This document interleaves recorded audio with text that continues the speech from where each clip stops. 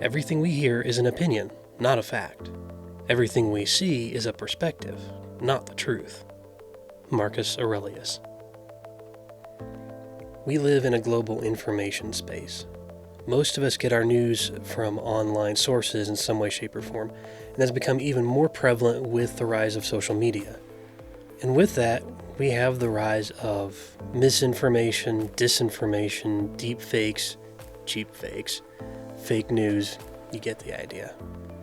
The point is that every single day, you are being lied to or manipulated. If you're here, you probably realize that there's a disconnect between what you're being told and what's actually happening. The headlines don't equal reality. And instinctively, intuitively, you know that disconnect exists, but you might not be able to pin it down any better than that. You're having to go off either your gut instinct or other people pointing out where those disconnects are happening. The good news about the bad news is that it's possible to learn how to spot when you're being lied to or manipulated. Stick around and I'll walk you through it.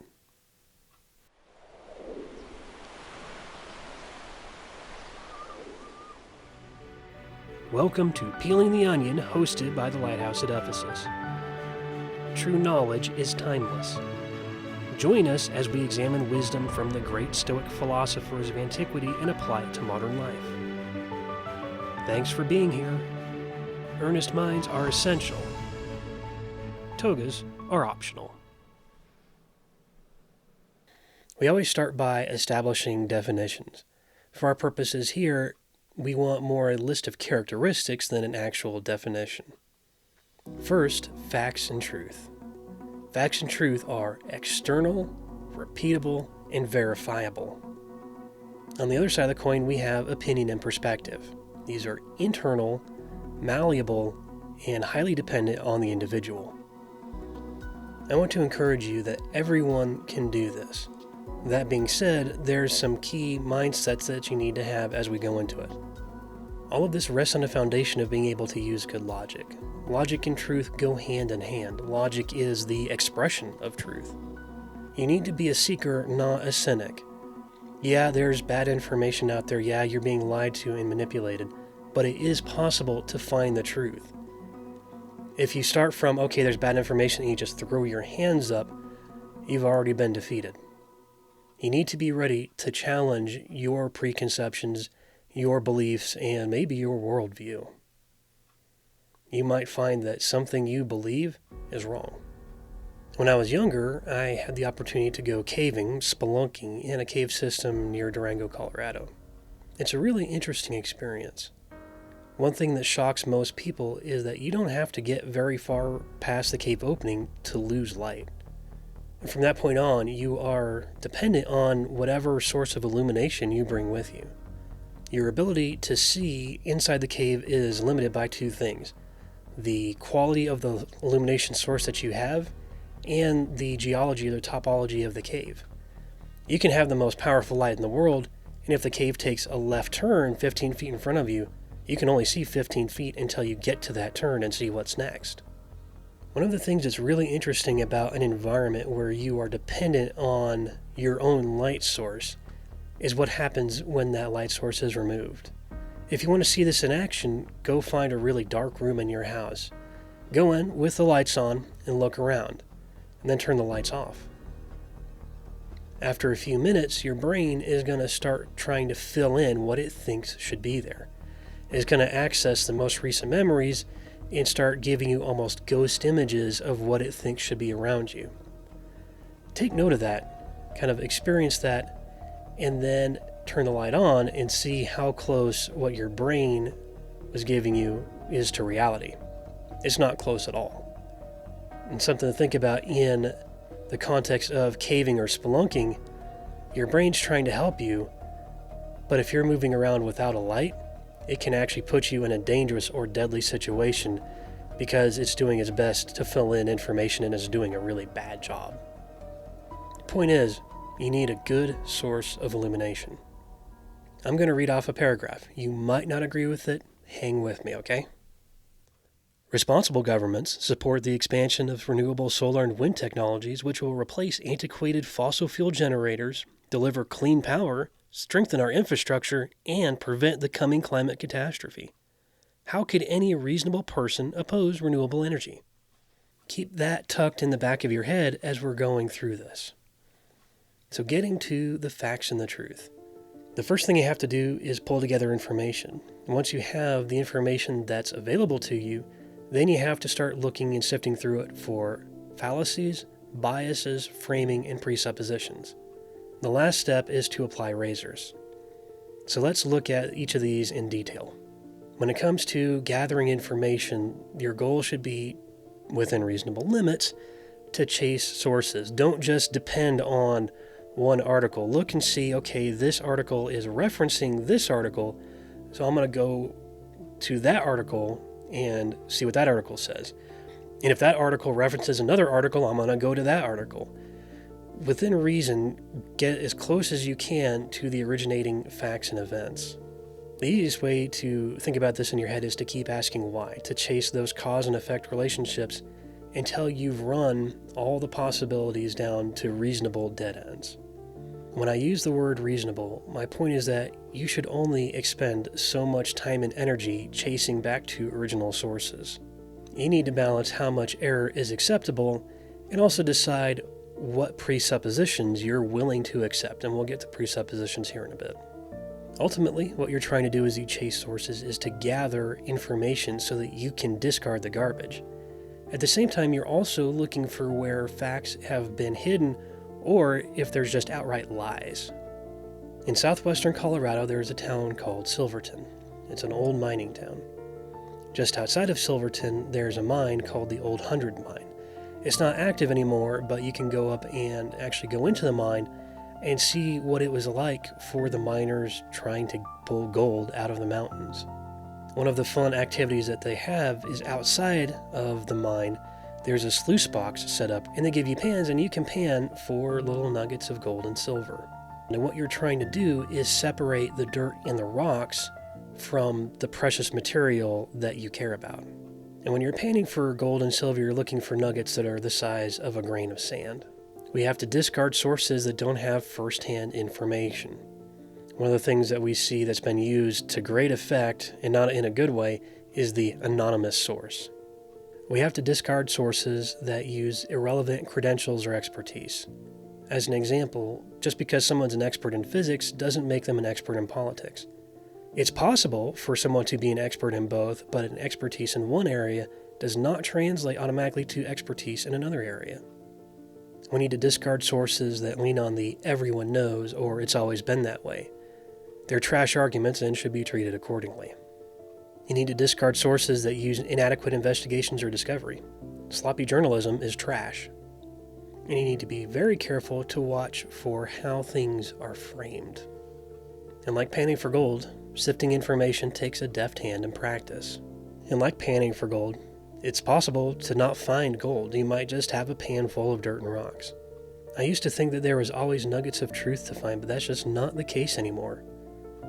There's people that are out there using narratives that it's just lies. There is no underlying truth buried in what they're telling you. If there's any truth at all to discover, it's in what their motivations are. And this is almost universally from bad actors that are bent on narrative control. If whatever you're looking at has no truth to be found, then you don't need to go through the rest of the steps that we're going to talk about. So we're going to assume that whatever example it is that you're working with, there is truth to be found. You've gone through, you've compiled information, and now we need to process it. The first processing step is looking for logical fallacies. And we're looking for logical fallacies because they obscure or taint the information. We need to find them and strip them out. Logical fallacies come in two main flavors. There's formal logical fallacies and informal logical fallacies. The formal flavor has to do with an argument that is incorrectly constructed. An example of a good formal logical argument is that result B occurs after event A. Therefore, if event A happens, result B will follow. Looking at the details of formal logical fallacies is beyond the scope of this video. There's plenty of resources out there, and if you want me to do a video explaining them, let me know in the comments. The list of logical fallacies and biases and heuristics that are germane to what we're talking about here is pretty lengthy. In the interest of time, the editor is going to throw up a list, and I encourage you to spend some time looking at them. And if you want a more detailed explanation, head over to the blog post and I'll add some extra definitions there.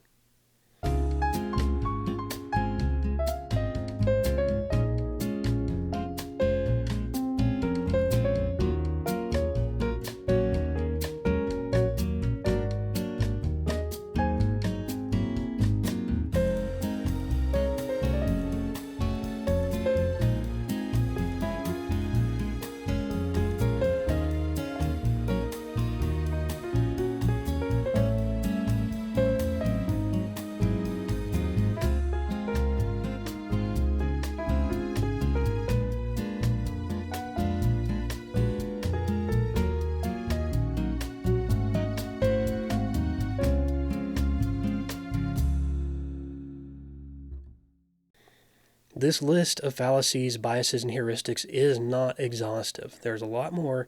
These are the ones that are particularly impactful to the topic at hand. I mentioned framing earlier. Framing builds an implicit structure or context around a statement or a question. Framing is generally intended to evoke an emotional response, but it can also be used to invoke a cognitive response as well. We most often hear framing talked about in terms of the written or spoken language, but it also shows up in audio and visual perception as well. Like biases and heuristics, framing by itself isn't a bad thing. Good storytelling relies on good framing. I'm going to read off 2 sentences about the same topic to illustrate the point. Asylum seekers desperately fleeing from violence and oppression enter the U.S. however they can, seeking a better life for their family.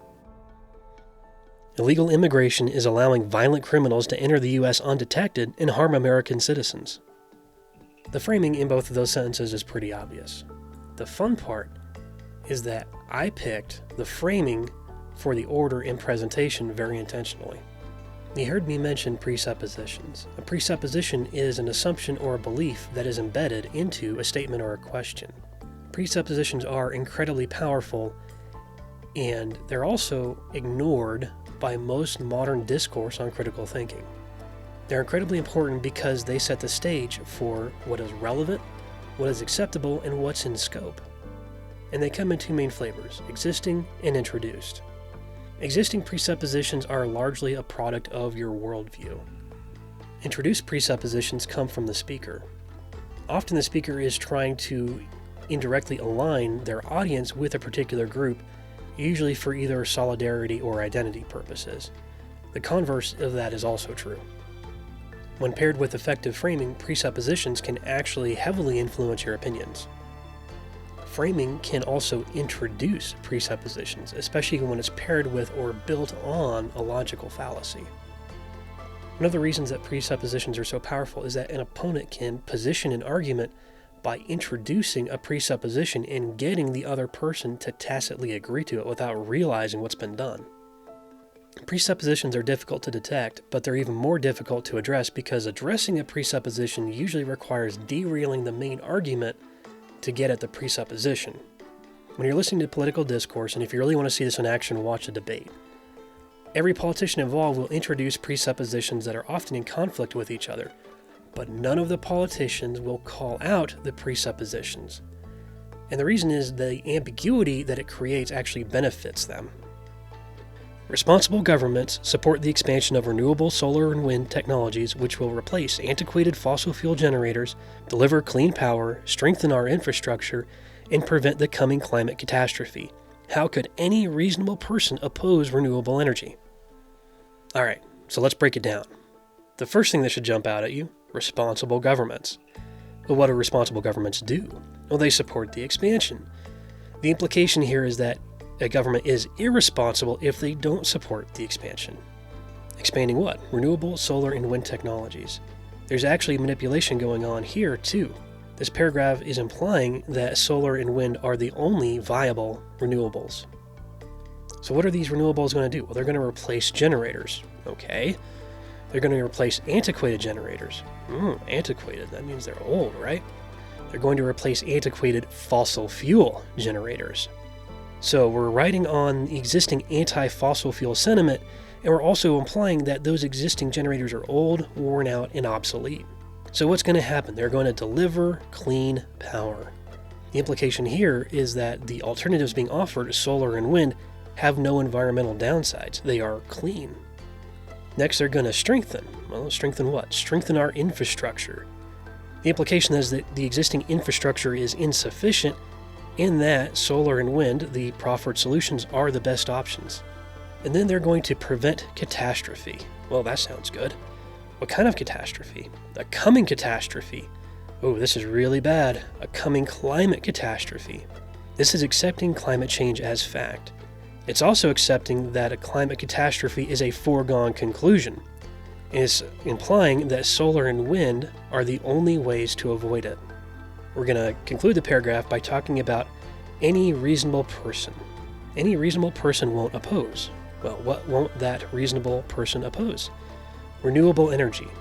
What they're actually implying here is that only unreasonable people oppose renewables. If you want to see examples of people who are really good at spotting presuppositions and addressing them in real time, watch Charlie Kirk from Turning Point USA, Ben Shapiro from The Daily Wire, and Jordan Peterson, also from The Daily Wire. You don't have to like them. They're just great examples of people who are good at spotting and addressing presuppositions. And academia does have like an actual level of like, you have to prove that you're worth your salt, at least to have peer-reviewed papers published, which you don't have to do to start a podcast. If you get a PhD, yes, but hold on. So is your contention that I'm not informed or not worldly or not wise? I want to be clear. I'm not making any claims about your specific level of being informed. I'm saying the general, like, rhetoric on the right against education, against higher education specifically. Why do you think it is? Is it because you think we hate smart people, or is it that there's something happening here that we really think is troubling? I think it's much easier to control people who are less educated. See, now you're a conspiracy theorist. So, your solution to climate change is adaptation, so more technologies, which is great. My question is, when it comes to actually developing countries that are bearing most of the cost of climate disasters and climate change, and they do not obviously have the money to implement all of those high-costing technologies that the developed world can, what would be a solution for them? I mean, the solution for them presumably would be in terms of mitigating against climate change, the building seawalls for them too. I mean, if we can give our foreign aid to corrupt foreign governments to embezzle, then we can certainly attempt to build some seawalls in low-lying coastal areas of third world countries. That seems like if you're going to give foreign aid, that seems like not a terrible place to give the foreign aid. But as far, I do reject the generalized argument that the first world owes it to the third world because of climate change, because the first world is the first world and the third world is the third world. I just fundamentally reject the idea that capitalism has been a process of exploitation of the third world and enrichment of the first world, when literally half the world's global poor disappeared because they are not global poor anymore by UN standards over the course of the last 50 years, thanks entirely to the magic of capitalism. So you can't take the benefits and then reject the downsides. I don't think it works that way. Marxists say, well, that wasn't real Marxism. What it really means, and I've thought about this for a long time, it's the most arrogant possible statement anyone could ever make. It means, if I would have been in Stalin's position, I would have ushered in the damn utopia instead of the genocidal massacres, because I understand the doctrine of Marxism and everything about me is good. It's like, well, think again, sunshine. We're pretty far into this video. If you're liking it, if you think it's good, do me a favor and give a Freedom 5 to that like button.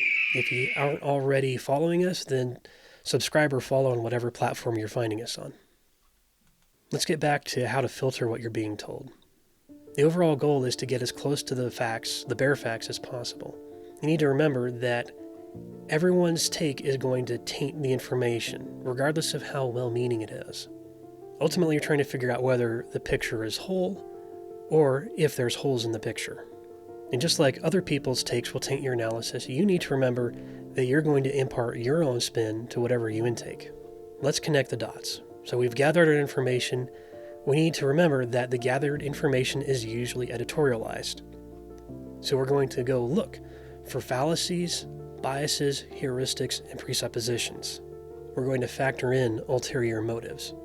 We need to remember that passion does not equate to expertise. You are not obligated to accept somebody else's bad presuppositions, bad logic, or bad stats. Logically link the facts, even if you don't like where that fact train is going. Look for fallacies, adjust for bias, and then use razors. Razors are philosophical rules of thumb. The most famous is probably Occam's razor, which is usually misquoted. A more faithful paraphrase of Occam's razor is, explanations with the fewest unjustified assumptions are more likely to be correct. Hamelin's razor states, never attribute to malice that which can be adequately explained by stupidity. Adler's razor says, if something can't be settled by experiment or observation, it's not worth debating. Hitchin's razor says that which can be asserted without evidence can be dismissed without evidence. If I've done a good job of constructing a logical framework around the facts that I have, I should be able to swap in parties, Republican, Democrat as an example, and the logical structure should stay true. So we're going to go back to our paragraph one last time, and we're going to show on the screen in highlighted text everything in that paragraph that is an example of a framing or a presupposition. So the TLDR version of this is everything boils down to cause and effect. If you want to get at what's going on, ask why. And you keep asking why until you get to the truth. Inside the information space, a lot of people sort of live in a cognitive haze. They don't know how to sort out the facts and the truth from the opinions and the perspectives. People might know how to recognize pieces of this, but they're usually missing something, and it's usually how to identify and address presuppositions. And when someone doesn't know how to spot the manipulation, what happens is that the people manipulating them are able to drive them to make decisions emotionally. And where we're at is that we're in a milieu of framing, bias, heuristics, and presuppositions that has created just an impenetrable soup. And what it winds up happening is it just turns into a political screaming match. The good news is that dismantling bad arguments is pretty straightforward, if not necessarily easy. The first step is to use good facts and stats that are germane to the argument and call out and discount ones that are not. The next is to look and call out framing, presuppositions, logical fallacies, and biases. I'll go back to Jordan Peterson as a great example of someone who's really, really good at doing this. And there's a purpose for that. What is the purpose precisely? I am quoting things that you said. Why? What is it that you're trying to establish? Because you said that. I thought we were talking about masculinity. We are. No, we're not. Yes, we are. How are we talking about masculinity? Because I'm asking you what you think of men and of women. Basically what you've been trying to do, I would say for the last 15 minutes, is put me into a sequence of corners by accusing me of various forms of misbehavior. So why are we doing that? What's the point here? These are things that you said. My job as a journalist is to ask questions about what you represent and the ideas that you defend. Your job is also to select the things that you might ask about in some manner that doesn't indicate a substantive bias. Everyone's entitled to their own opinion. That being said, you're not required to feel the same way that somebody else does. However, you should consider that to assemble a complete understanding of something, you need to know not only what happened, but why a person took the actions that they did. Why, what motivated them, what were they thinking, and what were they feeling at the time. On the output side, on our side of things, we are responsible for the way that we feel about something. Not anybody else, it's our problem. Let's see if we can wrap this up. Aurelius was right, and he's probably more right today than he was in antiquity. The pursuit of truth is as old as time, and so is the distortion. If you can't discern truth, at best you're a cog in the machine, you're a worker bee, and at worst you're a useful idiot, something that the powers that be will use and discard as soon as your usefulness is over. Modern dialogue favors opinion and perspective. That's just simply the world that we live in. Because of that, you need to be really careful what you take in. What you take in is going to have a huge effect on your opinion and your worldview. You are what you eat. The mind of the intelligent seeks knowledge, but the mouth of fools feeds on foolishness. Proverbs 15:14. We live in the age of the ascendancy of artificial intelligence. Something we need to very carefully consider and be aware of is that AI models are trained on us. They're trained on what we have said, what we've written, the things that we've produced. And because of that, it is inherent that AI has picked up our fallacies and our biases and our heuristics and our presuppositions. We have been unsuccessful in eliminating that from AI, and I'm not really sure it's possible. In the meantime, at the very least, you need to be aware that when you're using AI, you're getting an amalgamation of humanity, including all of the bad stuff. I'd love to get your feedback on this. Hop down into the comments. Do I have it right? If I don't, what did I get wrong? Did I miss something? I would love to know if you have an example or have seen this play out somewhere. I'd love to hear the story about that. Don't rely on the algorithm to spread this video. If you want the algorithm to put it in front of more eyes, then interact with it. Like, comment on the video. But the best thing that you can do is share this video with other people. And if you don't want to share the video, fine. Go talk to the people that you know. Try to teach them the concepts that are here and encourage them to do the same. Above all, get involved. First and foremost, if you're not involved in your home, if you're just present and not active, get involved. If you're not in church, get involved in church. Get involved in politics. Get involved in your community. That is how we're going to make a difference. I want to leave you with this. The truth can be, often is, complicated. Because of that, you need to be really careful what you put out. You need to be a good steward of the truth. That being said, not all truth is complicated. Jesus said, "I am the way, the truth, and the life." John chapter 14, verse 6. If you like the shirt, you can find that on shop.ephesus.com. You can find links for all of our media stuff on lighthouse.ephesus.com. If you want to keep up on what we're doing, sign up for our newsletter. There's links for that all over the place, including the description wherever you're seeing this. But most importantly, God bless.